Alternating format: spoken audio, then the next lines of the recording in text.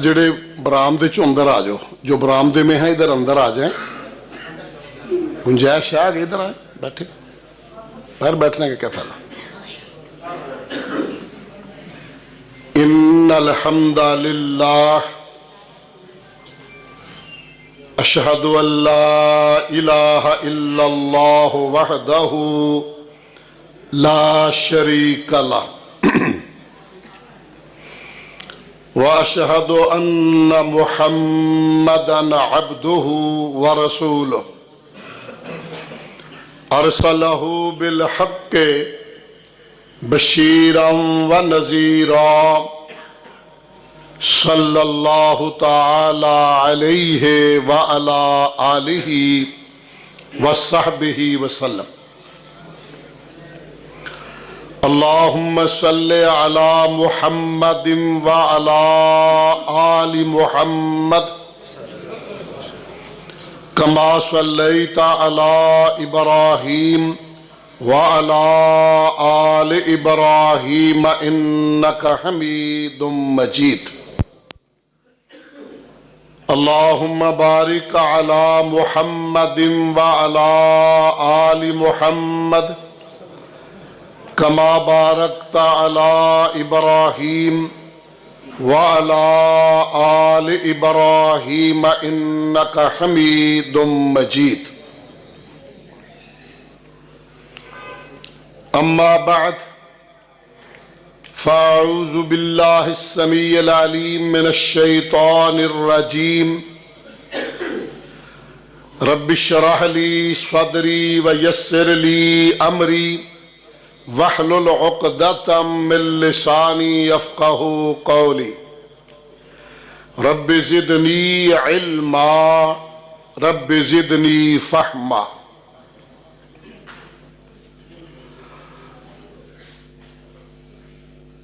قال اللہ تبارک و تعالی فی کلامہ المجید بسم اللہ الرحمن الرحیم.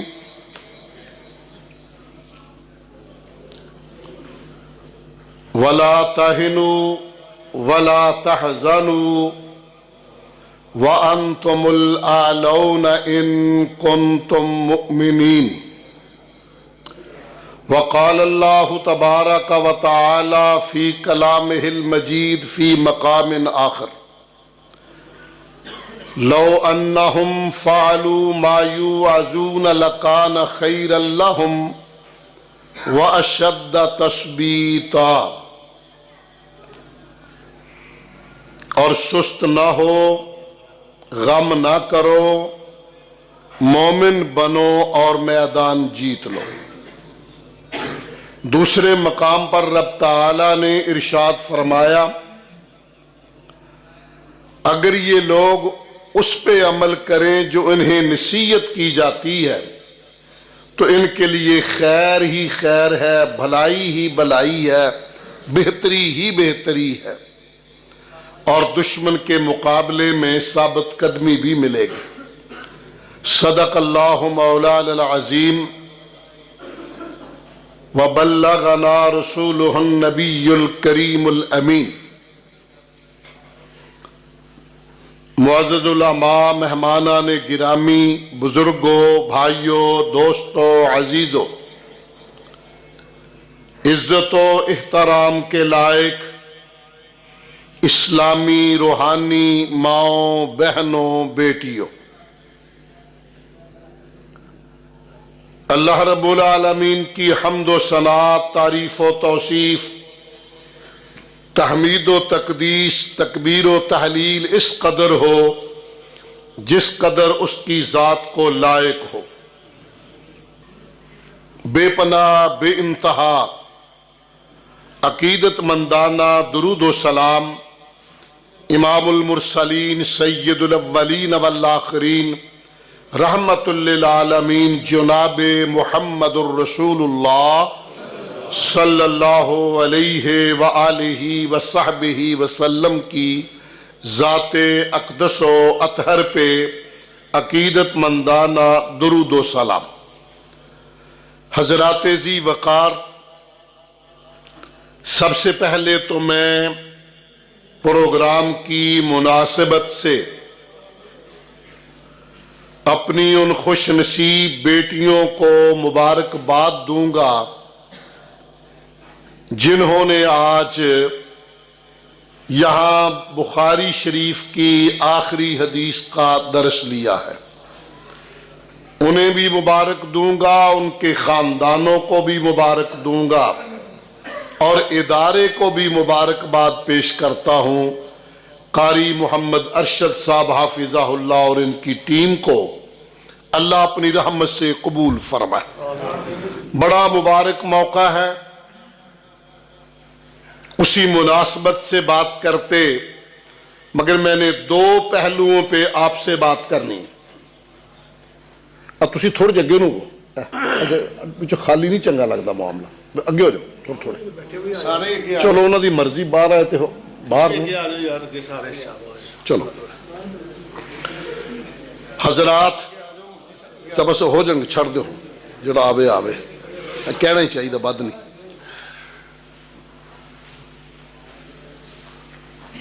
बच्चियों को बेटियों को मुबारकबाद देने के बाद, चूंकि ये माह फरवरी है और 2 दिन पहले पूरे मुल्क में मजलूम मजबूर मकहूर कश्मीरियों के साथ इजहार यकजहती किया गया है, थोड़ी गुफ्तगू मैं इस हवाले से भी करूंगा और सही बुखारी की मुनासबत से भी थोड़ी बात इंशाअल्लाह अल्लाह की रहमत और उसकी तौफीक से करने की कोशिश करेंगे। अल्लाह अपनी रहमत से तौफीक नसीब फरमाए, शरह सदर नसीब फरमाए। हजरात जी वकार, मुझसे पहले आप जमात के बड़े अजीम और नामवर खतीब और आलमे दीन बरादर जी वकार मौलाना कारी खलीलुर रहमान जावेद हाफिज़हुल्लाह की गुफ्तगू समात फरमा रहे थे। अल्लाह अपनी रहमत से कबूल फरमाए। कुछ हिस्से में मैं भी शामिल हो गया हूं। जहां तक ताल्लुक कश्मीर का है, चंद बातें एक अपनी तारीख से मिला के करना चाहता हूं। मैदान कारज़ा है, सरवरे कौनैन अलैहिस्सलाम का मुबारक दौर है। एक सहाबी आए, झोली में खजूरें थी उनके पास और उसने आके पूछा, प्यारे हबीब सल्लल्लाहु अलैहि वसल्लम, मां बाप आप पे कुर्बान जाएं, मैं मैदान कारजार में लड़ूं, सीने पे तीर बर्दाश्त करूं और शहीद हो जाऊं तो जन्नत जाने में कितनी देर लगेगी? समझ रहे हैं ना बात आप? आपने इरशाद फरमाया, खजूर का छिलका तेरे हलक में बाद में उतरेगा, तू जन्नत में पहले पहुंच जाएगा। उसने 8 खजूरें उनसे गिन के अपनी मुट्ठी में कर ली, 8 खजूरें, बाकी झोली झड़क दी, नीचे फेंक दी सारी। 2 ये इसलिए रखी, 8 कुछ खा लूं, ताकत आए, दुश्मन से लड़ूं, मुकाबला ठीक करूं। 2-3 कदम आगे बढ़ा ये सुहाबी तो कहने लगा, 8 खजूरें खाते हुए वक्त लगेगा और इतना ही वक्त मैं जन्नत से लेट हो जाऊंगा। वो भी फेंक दी। सीधे मैदान कारजार में गए और जामे शहादत नोश कर गए। ये सुहाबी है। और बालाकोट में अंग्रेज ने जिसे वहाबी कहा, मैं लफ्ज अंग्रेज का कह रहा हूं, बमाना बागी के, ये मुजाहिद खीर पका रहा था, खीर पक गई, तैयार हो गई। उर्दू में चमच, पंजाबी में डोई, ये हुई है ना। वो उसने डाली हुई थी तो इतने में किसी ने कहा, सिख आमदंद, सिख आ गए, सिख आ गए। सिखों से ही मुकाबला था। اس نے وہ چمچ ایک ہاتھ میں پکڑا، ایک ہاتھ میں اپنا اسلحہ لیا، وہیں پہ کھیر کو چھوڑا، دوڑتا ہوا آگے بڑھا اور کہا اب کھیر جنت میں جا کے کھائیں گے۔ آگے بڑھا اور جام شہادت نوش کر گیا۔ حضرات، ہماری زندہ تاریخ میں یہ بھی ہے، آپ نے ارشاد فرمایا اپنی تلوار کو لہرا کر، کون ہے صحابہ تم میں سے جو میری تلوار کو لے لے اور اس کا حق ادا کر دے؟ صحابی حضرت ابو دجانہ رضی اللہ عنہ، وہ پوچھتے اس کا حق کیا ہے؟ میری پارٹی بھی بیٹھی ہے ماشاءاللہ، اور سمجھ رہے ہیں نا سارے؟ ہم ماشاءاللہ اس دیر وقت شویدی پنجابی اردو ہر شاہ تک پیجنے، الحمدللہ خیر دی خیر دی۔ حضرات، حضرت ابو دجانہ نے درخواست کی، پیارے اس کا حق ہے کیا؟ آپ نے فرمایا اس سے لڑے، دشمنوں کی گردنیں کاٹے، خون بہاتا جائے، لاشیں لگاتا جائے، یہاں تک کہ یہ تلوار ٹوٹ جائے۔ یہ اٹھے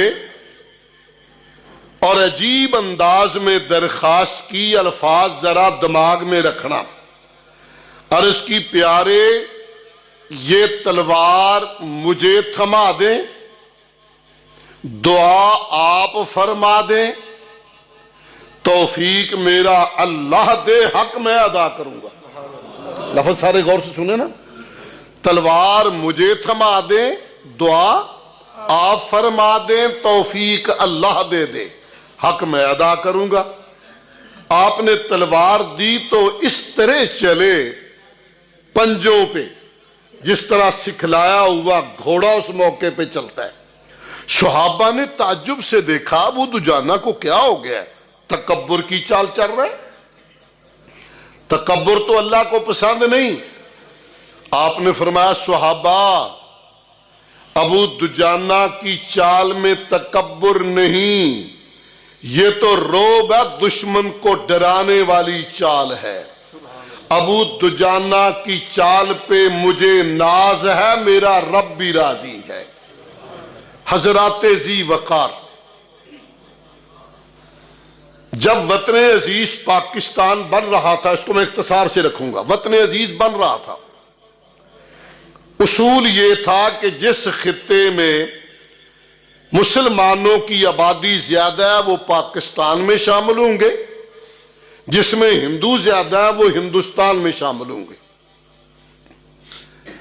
کشمیر میں مسلمانوں کی اکثریت تھی، 95% سے زائد مسلمان تھے، مگر یہاں کا فرما روا یا حکمران گورنر جو تھا وہ سردار تھا، سکھ تھا، وہ چاہتا تھا کسی طریقے سے اس کو انڈیا کے ساتھ ملا دے۔ میں اللہ کا شکر بجا لاتے ہوئے یہ بات کرنے لگا ہوں، یہ سارا کشمیر متنازع ہو گیا۔ مجاہدین میں سے ہمارے بابا جی صوفی عبداللہ رحمہ اللہ کے استاذ اور جماعت کی عظیم ہستی مولانا فضل الہی وزیر آبادی رحمت اللہ علیہ اجازت طلب کی بانی پاکستان سے۔ بانی پاکستان نے فرمایا میں نے تو chief of army staff general گریس تھا اس وقت، اس سے کہا تھا حملہ کر دو، کشمیر لے لو، یہ ہمارا ہے، ہمارے ساتھ زیادتی ہو رہی ہے، مگر بدقسمتی سے جنرل گریس نے کہا میرے لیے آپ کا آرڈر اتنا مؤثر نہیں جتنا لارڈ ماؤنٹ بیٹن کا ہے، وہ انگریز کا، وہ نہ لڑا۔ مجاہدین آگے بڑے، لڑے، یہ موجودہ آزاد کشمیر انہوں نے آزاد کر لیا۔ اجازت مانگی، جناب اجازت دے دو، باقی حصہ بھی انشاءاللہ ہم لے لیں گے، مگر بدقسمتی سے کچھ اپنوں ہی سے غلطیاں ہوئیں، مجاہدین کو اجازت نہ دی گئی اور عیار اور مکار ہندو نے جلدی سے معاملہ سلامتی کونسل میں پہنچایا، یو این او میں۔ یو این او بنیادی طور پہ ملکوں کے اندر فساد روکنے کے لیے، جنگیں روکنے کے لیے بنایا گیا ادارہ، مگر میں بڑے دیدہ دلیری سے کہوں گا کہ یہ ادارہ غیر جانبدار نہیں رہا، بلکہ امریکہ کی باندی اور لونڈی بن کر یہ ادارہ جانبدار ہو چکا ہے۔ دیکھیں، پوری صدی گزر گئی، قراردادیں وہیں پڑی ہیں، استصواب رائے وہیں پڑا رہا، اور میں سلام پیش کرتا ہوں کشمیر کی بہادر قوم کو۔ آپ تصور نہیں کر سکتے، سچی بات یہ ہے، 3 نسلیں ہو گئی ہیں کشمیر کی، وہ خون بہائے جا رہے ہیں، موقف سے پیچھے نہیں ہٹے۔ پچھلے دنوں میں ہمارے پرائم منسٹر جناب عمران خان صاحب امریکہ گئے، آپ کو حافظے میں ہوگا، اس وقت یہ صدر کلنٹن تھا۔ اس نے کہا میں تمہاری ثالثی کرتا ہوں، فیصلہ میں کر دیتا ہوں انڈیا اور پاکستان کا، کشمیر کی ثالثی میرے ذمہ آئی۔ ہمارے وزیروں نے یہاں آسمان سر پہ اٹھا لیا، کمال کر دی جناب، اس نے ثالثی مان لی ہے۔ ہمیں تو اس وقت بھی تعجب ہو رہا تھا، مجھے یاد ہے میں نے خود دیکھا برطانیہ کے اندر راچ ڈیل شہر میں ایک روڈ پہ ہم جا رہے تھے، ایک کبوتر ایک گاڑی میں لگا اور زخمی ہو گیا۔ مولانا محمود قاسمہ اکاڑے کے وہاں خطیب ہیں، بڑے اچھے خطیب ہیں، دیسی بندہ ہے، سادہ راوی والا، وہ پاس تھا، اس کو گواہ بنایا، باقاعدہ ایمبولنس آئی، کبوتر کو لے گئے، جا کے علاج کیا، کبوتر ٹھیک ہو گیا۔ مولانا محمود قاسم صاحب کو ٹیلی فون آیا کہ جناب آپ فلاں جگہ پہ پہنچیں، آپ کبوتر کے زخمی ہونے کے گواہ ہیں۔ میں وہاں گیا، اس کے ہے کمبلی قوم، میں گواہی منوں کیا ہے سور کدھر ہم دین، کہا آپ آئیں، وہ جگہ بتائیں تاکہ ہم چھوڑیں اور یہ اپنے خاندان میں چلا جائے۔ اس نے ہمارے والا صاحب رو سکل لائے، میں کدھے نکاح پڑھایا ہویا، میں انہوں کو سورے بالا کدھر ہم دی فیملی آگا ویلی دی چمونگے سی پتا دی آگا فیملی چیری دی آگوی چھتا گواہ دی راشا کنا بیا ٹیلی پور را آگلی دی تانے نا اوی چھتا راضی یا دا پولیس راضی استا دا پارا اس نے کہا نا آ جاتا ہوں۔ اس نے کہا تھانے والوں نے کیا آئے ہو گئے یا لے آئے، اس نے کہا نہیں میں آ جانا بھائی، پھر چلا گیا۔ وہ کبوتر زخمی ہو جائے ایمبولنس آئے، بلی زخمی ہو جائے ایمبولنس آئے، کتا زخمی ہو جائے ایمبولنس آئے، اور کشمیر میں مسلمانوں کا بہتا ہوا خون نظر نہ آئے۔ افغانستان میں ٹینکوں میں وہ ڈرموں میں بند کر کر کے مارا تھا، خون نظر نہ آیا۔ عراق میں خون نظر نہ آیا، فلسطینیوں کی چیخیں نظر نہ آئیں۔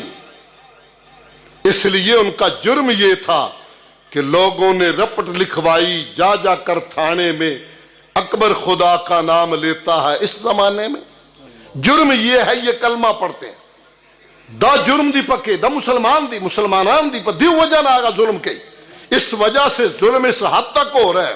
حضرات توجہ فرمائیے، ابھی 2 مہینے پہلے مقبوضہ کشمیر، پہلے تو وہ سالسی آپ کو پتہ ہے، یہ کی نا ہے دا مودی، اس سرے دا یہودی، مودی نے اس کی وہ اصلیت ہی بدل دی۔ 370-35A یہ قانون تھا کہ کوئی کشمیریوں کے علاوہ کشمیر میں رقبہ نہیں خرید سکتا، نہ رہائش رکھ سکتا ہے۔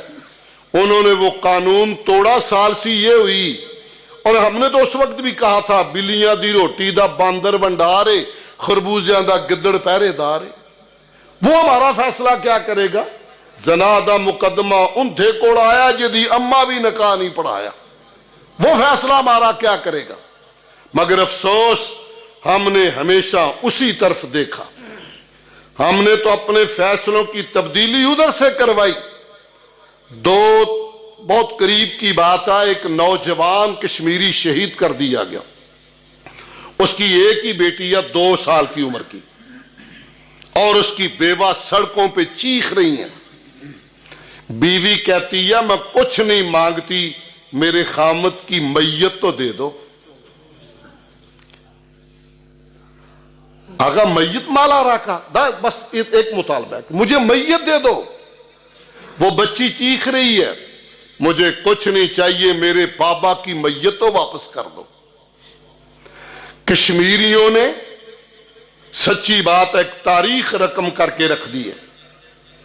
مجھے یاد ہے سری نگر میں سینٹرل جیل کے باہر بہت بڑا مظاہرہ تھا، ہزاروں میں لوگ موجود تھے.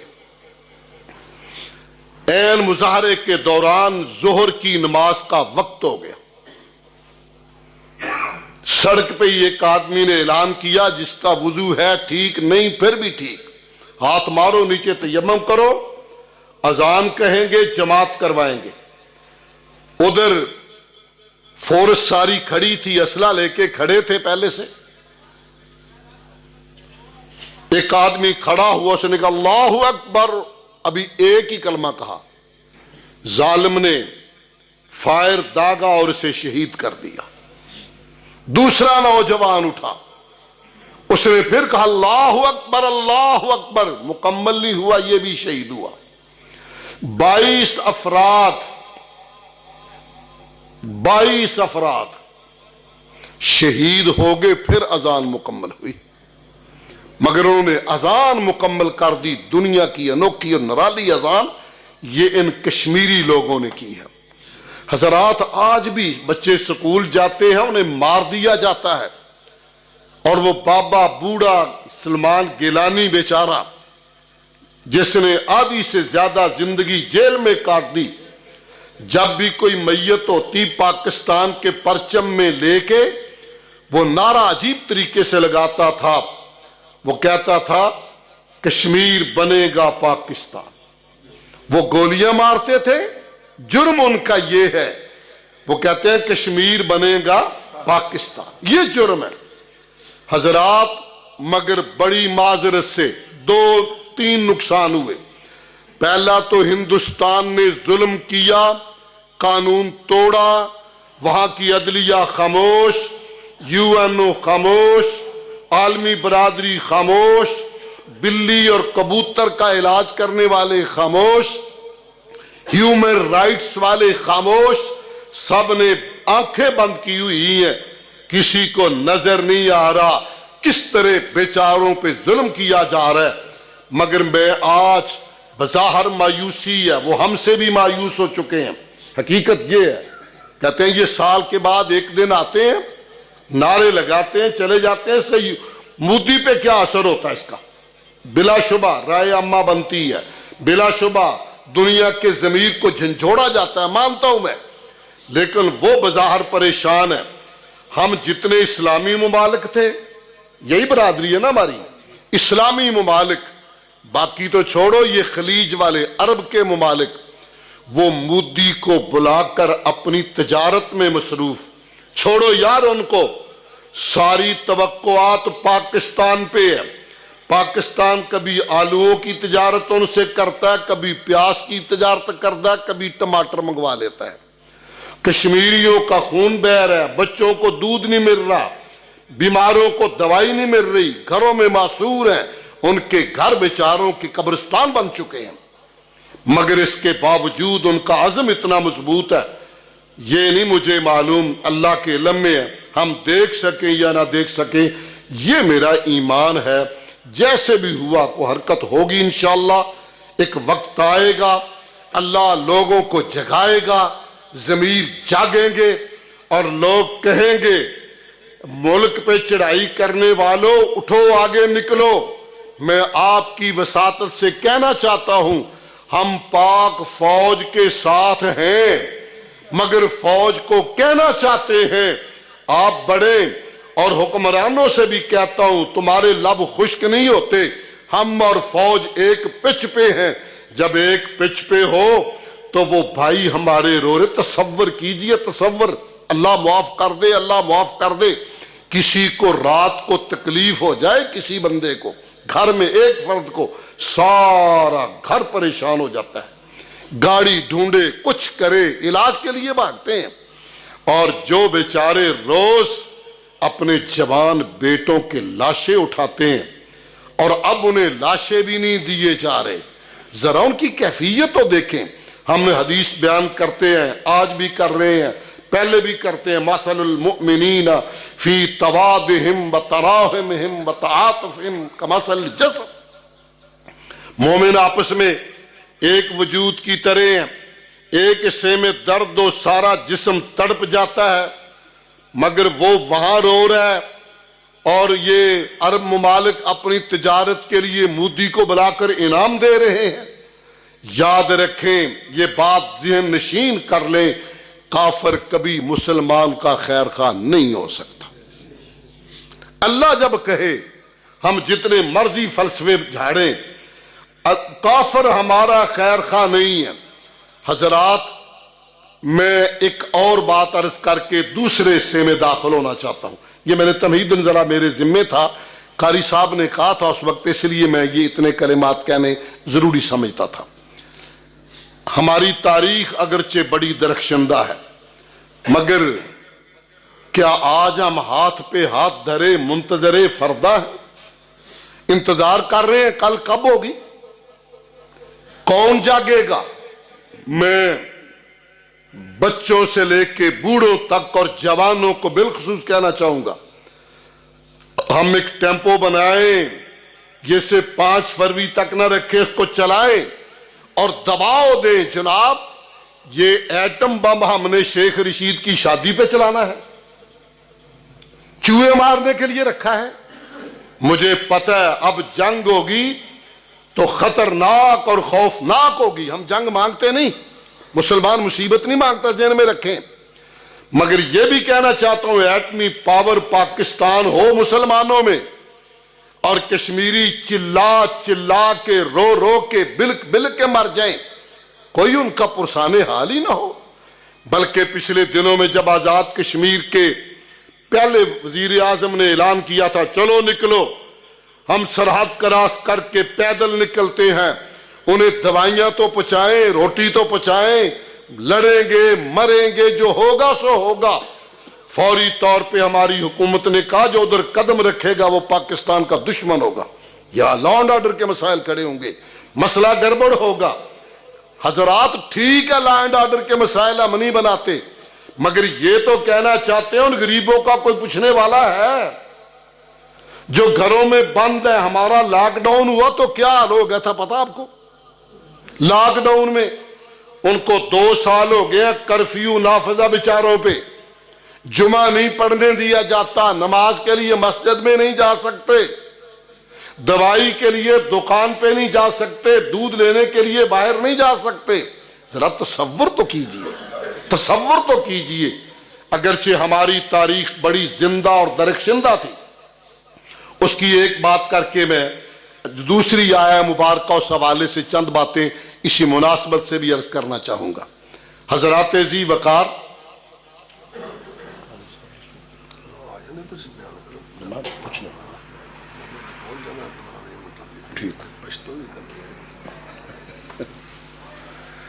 ماشاءاللہ میں نے اسے تسلی کی ہے بھی کی سوچ ہے تے کتھے جے بلوچ ہے.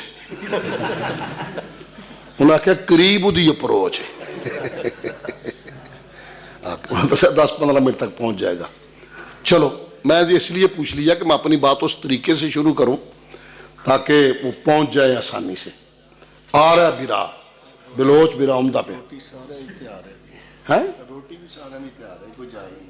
نہیں جانا کیوں، روٹی کھا کے جانا کہ باقی دے گلاں بات نہیں ہے. پیٹ نہ پئیاں روٹیاں سب گلاں کھوٹیاں ہے تو بڑی سیدھی جی گل ہے۔ حضرات توجہ فرمائیے، ہندوستان کے زمانے میں انہی مجاہدین کو جب اس قدر پریشان کیا گیا، آج بھی مسئلے کا حل جہاد میں نکلے گا، اور میں علی وجہ البصیرت کہتا ہوں قوم ٹریننگ نہ ہونے کے باوجود کشمیری بھائیوں کے لیے تیار ہے انشاءاللہ انشاءاللہ ماشاءاللہ۔ حضرات، ریاست امبالہ میں سیشن کورٹ میں ایک کیس چل رہا تھا، 3 معروف نام تھے، مولانا جعفر تھانیسری، مولانا یحییٰ علی، حاجی محمد شفیع۔ سیشن کورٹ نے جس دن فیصلے کا اعلان کرنا تھا، فیصلے کی تاریخ تھی، سارا کچہری کا احاطہ سکھوں، انگریزوں، مسلمانوں سے بھرا ہوا تھا۔ معروف کیس تھا کہ آج پتہ چلے گا وہابی مولویوں کا فیصلہ کیا ہوتا ہے۔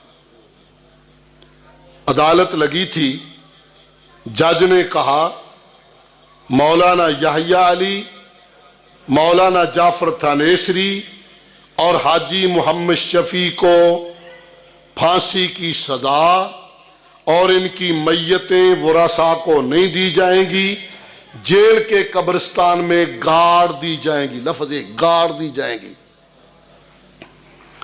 باقیوں کے لیے الگ سزا کا اعلان کیا۔ مولانا جعفر تھانیسری MA LLB تھے، خود اپنا کیس لڑ رہے تھے، سن کے چہرہ چمک اٹھا، جج نے سمجھا کہ صوفی نو سر نہیں لگی، جج ویچ شاید صوفی صاحب تا پتہ نہ چلی دا سی فیصلہ کرے دا، اگر موت والا فیصلہ کرے دے کہنے با دی ہو جانا، اگر پریشان شوئی دی تو سیدھی دیر خوشحال دی پکے۔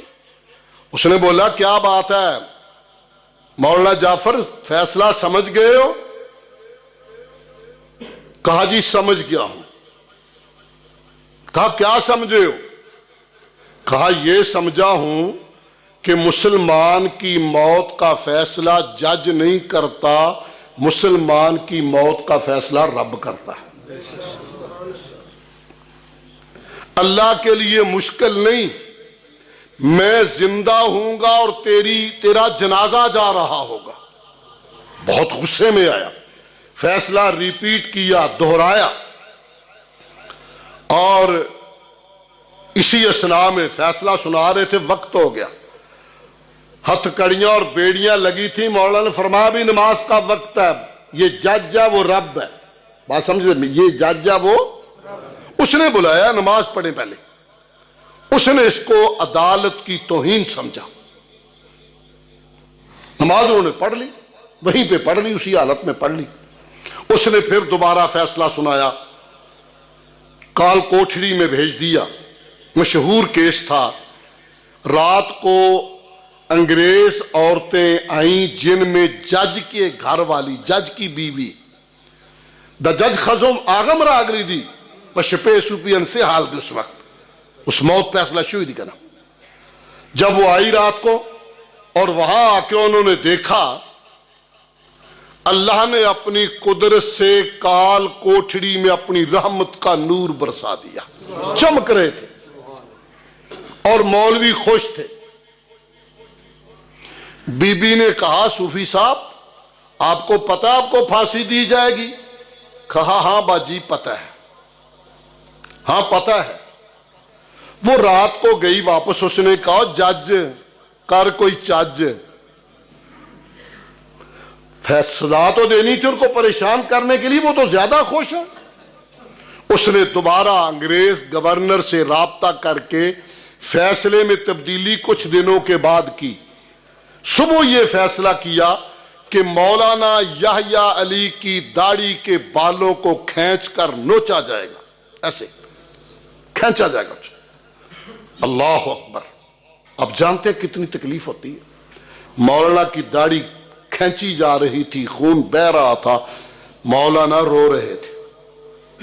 جلاد نے سمجھا اب تکلیف ہوئی ہے، اب ڈر گیا۔ کہاں سمجھ آئی مولانا؟ فرمایا بدبخت تجھے نہیں آئی، مجھے آ گئی ہے۔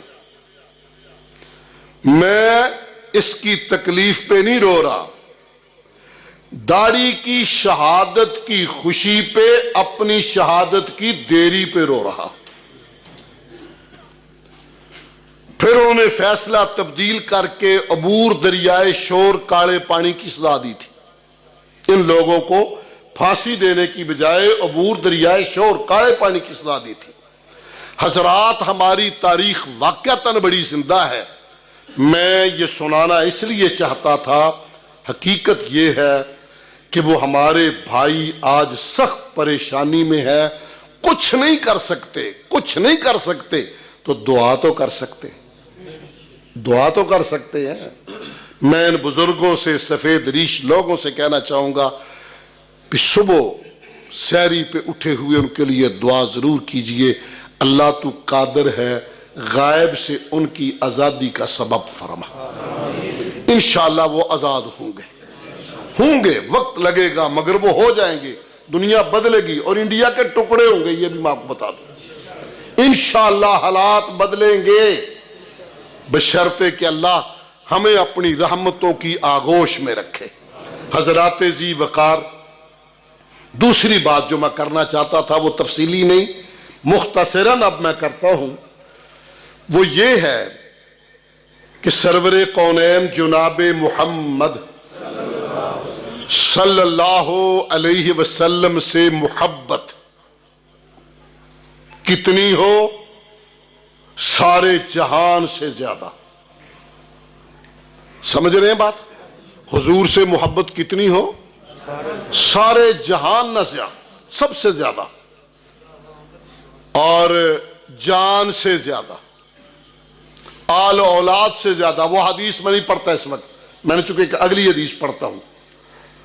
حضرات ذی وقار، حضور سے محبت شرعی فریضہ ہے، حضور کی محبت فرض ہے۔ جس دل میں حضور کی محبت نہیں وہ دل ایمان سے خالی۔ اب وہ محبت کا فائدہ کیا ہوگا؟ وہ ایک دو روایتیں بخاری کی سناؤں گا انشاءاللہ، شاید اسی وقت میں وہ آگے بلوچ تو پھر اللہ کی سپرد ورنہ بات کروں گا آگے۔ خالد صاحب تے مختصر منو آکھا تے میں آج اپنے اختیارات ورت رہے ہیں۔ خالد صاحب نو غلطی لگ گئی جی، کوئی گل نہیں، غلطی نہیں، کوئی گل نہیں۔ ملوچ صاحب واش روم چلے، واش روم کیا بات ہے، چلو اجے اس بلوچ بیران نماز بھی تو پڑھنی اس سی، خیر کر لینے۔ ہاں جی، توجہ فرمائیں، میں نے کیا کہا؟ حضور کی محبت فرض ہے، حضور کی محبت فرض ہے۔ جس دل میں محبت نہیں وہ دل ایمان سے خالی ہے۔ فائدہ کیا ہوگا؟ بڑے فائدے ہیں، ایک فائدہ آج عرض کر دیتا ہوں آج کی مجلس میں۔ صحیح بخاری کی حدیث ہے، ثلاث من کن فیہ وجد حلاوت الایمان، جس بندے میں تین چیزیں پائی جائیں اسے اللہ ایمان کی مٹھاس، ایمان کی حلاوت، ایمان کی تراوت، ایمان کی چاشنی، ایمان کا نور اور ایمان کا سرور عطا فرماتا ہے۔ حلاوت ایمانی، وہ تین چیزیں جلدی جلدی گنوا دیتا ہوں۔ پہلی، ماشاءاللہ ماشاءاللہ، اہلا و سہلا و مرحبا، اگے جگہ آ جاؤ، بسم اللہ پڑھ کے نیڑے لگو۔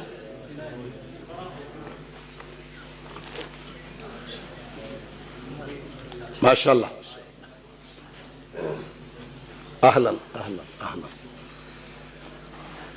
دا قاری یاسین بلوچ دی، اس بیدہ خطابی کے دے ٹھیس پنجابی کے انشاءاللہ تپیج نہیں، ہاں یہ پنجابی میں کریں گے، اشاروں سے آپ سمجھ جائیں گے، ترجمہ آپ کو آ جائے گا، کچھ میری برادری بھی آئے۔ حضرات، حدیث پوری کروں ذرا جلدی۔ تین چیزیں ہوں، درے سیزودہ نہ دوک سڑک اشتہ دی، آگا تا اللہ پاک ایمانی حلاوت ورکے، اور ایمانی حلاوت دل خش ہے دی، پوچھو چلیے وہ کیا ہے؟ ان یکون اللہ و رسولہ احب الیہ مما سواہما، پہلی شے یوم کہ اس کے دل میں اللہ رسول کی محبت سارے جہان سے زیادہ ہو۔ ٹھیک ہے، پہلی بات۔ دوسری ان یکون المرء لا یحبہ الا للہ، وہ کسی سے محبت کرے تو صرف اللہ کے لیے کرے۔ بندہ محبت کرتا ہے کہ بندہ کھاندہ پیندہ کائشہ لبسی، بندہ محبت کرتا ہے یہ میرا رشتے میں فلاح ہے، کہا نہیں، الا للہ۔ حدیث میں آتا ہے جو بندہ رب کے لیے کسی سے محبت کرے اس کو بتا بھی دے۔ ایک آدمی جا رہا تھا کسی بستی میں ملنے کے لیے، فرشتہ انسانی شکل میں کھڑا تھا۔ اس نے پوچھا بھائی چرتا روا نہیں، کدھر جا رہے ہو؟ اس نے کہا یہاں ایک آدمی ہے میں نے اس سے ملنا ہے۔ اس نے کہا اس کے ساتھ تیری کو پارٹنرشپ کاروبار کر رہے ہو اس کے ساتھ؟ اس نے کہا نہیں۔ تیرا رشتہ دار ہے؟ کہا نہیں۔ اس سے کو قرضہ لیا ہے؟ کہا نہیں۔ اس کو کوئی قرضہ دیا جو واپس لینا ہے؟ کہا نہیں۔ کہا پھر کیوں جا رہے ہو، کیا بات ہے؟ اس نے کہا مجھے اس سے اللہ کے لیے محبت ہے، وہ نیک ہے، اللہ کے لیے محبت ہے۔ وہ بندہ بن کے کھڑا تھا، فرشتہ اس نے کہا اگر تیری اللہ کے لیے محبت ہے جا، تیرا ایک ایک قدم جنت کی طرف جائے گا۔ حضرات ذی وقار، محبت ہو تو کس کے لیے؟ اللہ کے لیے۔ تیسری بات، ایمان لانے کے بعد، حضور کی سنت اپنانے کے بعد، بات کو سمجھ لینے کے بعد، آپ بھی ذرا سمجھیں، یو شہدی دا قرآن کی راگ لے دی، حدیث پاک کی راگ لے دی، دا سرور کائنات صلی اللہ علیہ وسلم کڑی دا، علماء ہوئی چھ کتابوں نشتہ دی، دیکھو گورا بیا گنجائش نشتہ دی، بیا گنجائش نشتہ دی۔ یعنی اس کے بعد کوئی گنجائش، بات میں آپ سے کر رہا ہوں، یعنی ایک بات قرآن میں ہے، حدیث میں، کل صاحب بتا گی تفصیل سے، تو اس کے بعد کسی اور طرف جانے کی گنجائش نہیں ہے۔ آئیے ذرا آگے بڑھیے۔ کہا اس سنت اپنا لینے کے بعد ان یکرہ ان یعود فی الکفر، کفر میں واپس جانا، سنت کو چھیڑ دینا، نبی کی محبت سے ہٹ جانا۔ ان یقذف فی النار، آگ جل رہی ہو اس میں چھلانگ لگائے گا کوئی؟ آپ سے پوچھ رہا ہوں، آگ جل رہی ہو تو چھلانگ لگاتا ہے کوئی؟ کیوں؟ سردی ڈیر دی پکی خیر دی، وہ سردی زیادہ کیا رجے؟ کوئی بندہ جیتے جاگتے آگ ہاتھ تو اوپر کر لے گا، کوئلہ نہیں پکڑے گا، پتہ نقصان کرتا ہے۔ سمجھ آئی بات کی؟ فرمایا جو بندہ نبی کی سنت اور محبت اپنا لے، وہ کفر کا فیشن، کفر کی تہذیب، کفر کا رواج، اس سے اتنی ہی نفرت ہوگی جتنی آگ میں چھلانگ لگانے سے نفرت ہے۔ حضرات ذی وقار، تین باتیں بتا دی میں نے۔ ملے گا کیا؟ وجد حلاوت الایمان، حلاوت ایمانی، ایمان کی تراوت، ایمان کی مٹھاس، ایمان کا نور، ایمان کا سرور۔ اور جب حلاوت ایمانی مل جائے تو سخت سردی میں بھی وضو کرنا آسان ہو جاتا ہے، نماز پڑھنا آسان ہو جاتا ہے، دین پہ چلنا آسان ہو جاتا ہے۔ حضرات ذی وقار، پھر اس کو اللہ کے رستے میں گردن کٹوانا بھی آسان ہو جاتا ہے۔ آئیے اس کی تائید میں آخری حدیث بخاری کی جو میں نے وعدہ کیا تھا، بڑی معروف ہے اور انشاءاللہ 5-4 منٹ میں پورا کرتا ہوں۔ یہ بھی صحیح بخاری کی حدیث ہے۔ سرور کائنات جناب محمد گورا صلی اللہ علیہ وسلم والے نہ ہوئی تھی، وہ یا کھانا پزارا واسرا وہ یہ اونچی کہا کریں بھئی صلی اللہ علیہ وسلم۔ جناب محمد صلی اللہ علیہ وسلم نے خط لکھے بڑے بڑے بادشاہوں کے نام۔ سپر پاور کا بادشاہ تھا شاہ ہرکل، روم کا بادشاہ تھا، سلطنت روما کا۔ اس نے خط پڑھا، خط لمبا چوڑا نہیں تھا، لکھا تھا یہ محمد صلی اللہ علیہ وسلم کی طرف سے ہے اور سپر پاور کے بادشاہ ہرکل کے نام ہے، اسلم تسلم، اے ہرکل اسلام لے آ، اگر بچنا ہے تو اسلام لے آ، سلامتی میں آ جا۔ آغا سپر پاور بادشاہ دی ڈیر پریشان شوئی دی بدسی شاہ دی مکے نے یو سڑی دی مقتدا لکلے دی چھے کلمہ وایا سلامتی کیا رہا تھا اچھ سوک سڑی دی دا وہ سناٹے میں آیا پاؤں تلے سے زمین نکلی پریشان ہو گیا اس نے اعلان کیا عرب سے بالخصوص اور مکہ مکرمہ سے کوئی بندہ آئے تو مجھے ملاؤ 2-3 دن بعد ہی کسی نے بتایا کہ جناب ایک آدمی آیا ہے بڑا ریزنیبل اس کے ساتھ بہت سارے بندے ہیں مکے سے آئے ہیں اس کا نام ہے سردار ابو سفیان کیا نام بتایا میں نے یہ اپنے کنبے کا سردار تھا بادشاہ نے کہا بلاؤ اس کو یہ دربار میں آیا سپر پاور کا بادشاہ جیسے اب یہ جو بائیڈن ہے پہلے کلنٹن تھا پہلے کوئی اور تھا اوباما پھر اس تو پہلے پرانا پجامہ کئی گزرے ایسے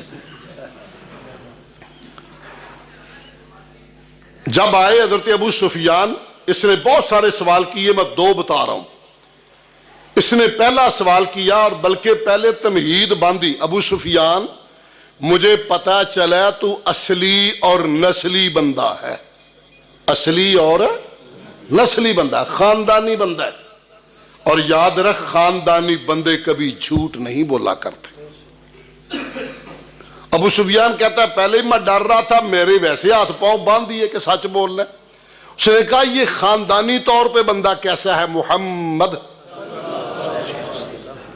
کہتا فینا ذو نسب کا یہ بندہ ہے شاہ ہرقل دیا گا دیر عزت والا خاندان دی اونچے خاندان کا بندہ ہے یہ دوسرا سوال اس نے جو کیا باقی چھوڑ دیتا ہوں اس نے کہا یہ بتاؤ حل یرتد احد سختۃ لدینہ کیا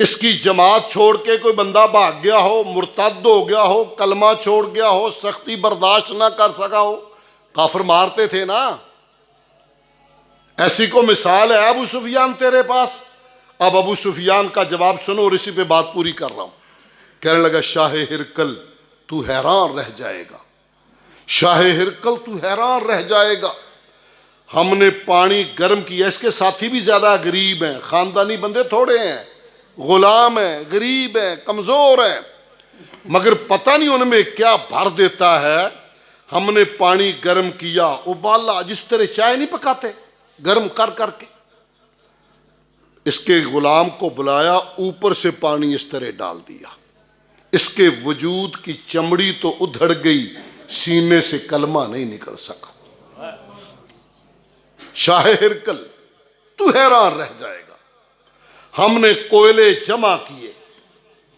محمد صلی اللہ علیہ وسلم کے غلام کو اس طرح سیدھا اوپر لٹایا پاؤں کی طرف بھی بندہ ہاتھوں کی طرف بھی بندہ کھڑا کیا بھاری پتھر سینے پہ رکھا تاکہ ہلے نہ شاہ ہرقل تو حیران رہ جائے اس کے وجود سے پگھل پگھل کر چربی نے کوئلے تو بجھا دیے مگر اس کے سینے سے ایمان کی شمع نہیں بجھ سکی حضرات ذی وقار جسے ایمان کی حلاوت مل جائے اسے کوئلے بھی نہیں روک سکتے جسے حلاوت ایمانی مل جائے اسے دنیا کا کوئی تشدد اسے نہیں روک سکتا میں آخر پہ دعا کروں گا 2 دعائیں ایک یہ اللہ ہمیں حضور کی محبت نصیب فرما دوسری جن بیٹیوں نے آج ماشاءاللہ صحیح بخاری کا آخری درس لیا واقعتاً ایک بیٹی پورے خاندان کی تبدیلی کا باعث بنتی ہے